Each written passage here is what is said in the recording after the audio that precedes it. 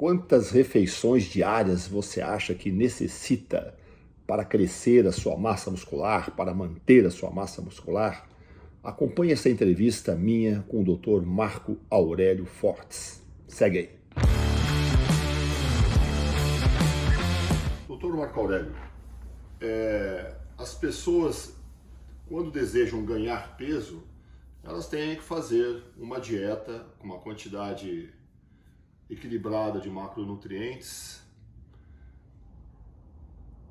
Se o objetivo é ganho da massa muscular, o principal foco é o consumo de proteínas ou é um consumo equilibrado de carboidrato, proteína e gordura? A principal coisa que a gente tem que prestar atenção é a quantidade proteica ingerida ao longo do dia. É a primeira preocupação. Isso. Depois você distribui os outros macronutrientes. Aí depois eu vou distribuir a quantidade proteica de forma uniforme ao longo do dia. Depois, aí a gente tem que ver a quantidade calórica dos outros macros. Mais ou menos refeições?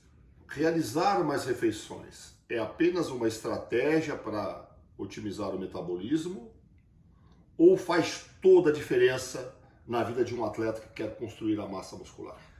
Primeiro a gente tem que ver a rotina do atleta, né? Essa é a primeira forma que nós temos que analisar. Segundo, para potencializar ao máximo tem que ter no mínimo 4 refeições por dia, no mínimo. E isso pode variar. E aquela história da dieta do guerreiro, eu tenho um livro aí antigo, antes de que as pessoas falassem sobre isso, eu já tinha lido esse livro lá no início da década de 1990, chamado Warrior's Diet.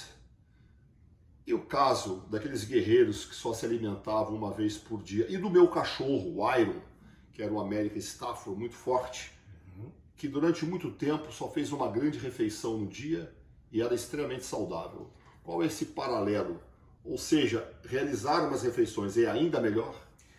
Na verdade, o que acontece? Nós temos alguns estudos mostrando que quando a gente pensa em potencializar ao máximo a síntese proteica, essas estratégias se mostraram mais efetivas. Mais efetivas. Não significa que as pessoas não possam desenvolver ou tenham uma genética uma predisponibilidade melhor para ter com menos refeições ao dia. Assim sendo, se eu realizar mais refeições, eu estarei otimizando, não sabemos em que percentual, mas tudo que o atleta puder fazer para otimizar o seu metabolismo e para ter os melhores ganhos, melhor. Exatamente. Está correto esse raciocínio? Sim, porque o que acontece, né? Com relação à hipertrofia, a gente já sabe o quanto que uma refeição mista proteica consegue permanecer a síntese proteica mais elevada. Então é pelo menos por 3 horas a gente consegue ver isso. Ou uma refeição com a quantidade ideal de proteínas, que é pelo menos ali 20 gramas por refeição. E aí nós temos o quê? O efeito sinérgico do exercício. Então aquela história da janela anabólica, por exemplo, quando nós fazemos uma refeição pré ou pós-treino, por isso que a gente recomenda uma refeição ao redor do horário do treino. Se você fez uma refeição pré-treino contendo proteína, você não necessariamente precisa fazer outra imediatamente após o treino, porque os estudos mostram que você ainda tem uma aminoacidemia elevada, estimulando a síntese proteica, e isso vai ocorrer de forma sinérgica com a tensão mecânica que foi desenvolvida durante o treino. E aí você consegue potencializar isso. E esse chamado amino acids pool, que é uma quantidade de aminoácidos que você tem de reserva no seu fígado, na sua corrente sanguínea, nos seus músculos, que daria condições de que você não entrasse em catabolismo, mesmo após muitas horas sem ingerir uma refeição proteica. O que é esse pool de aminoácidos e por quanto tempo que ele seria funcional? Porque eu vejo muitas pessoas preocupadas porque perderam uma única refeição e ficam paranoicas por causa disso e enchem o saco de todo mundo porque perdeu um raio de uma única refeição.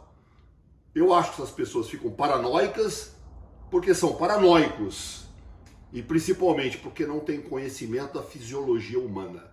O que você nos diz sobre esse pool de aminoácidos? O pool de aminoácidos, ele na verdade é uma quantidade bem pequena, irrisória nesse sentido, e ele não vai servir, entre aspas, como algo para causar uma manutenção ali na massa muscular.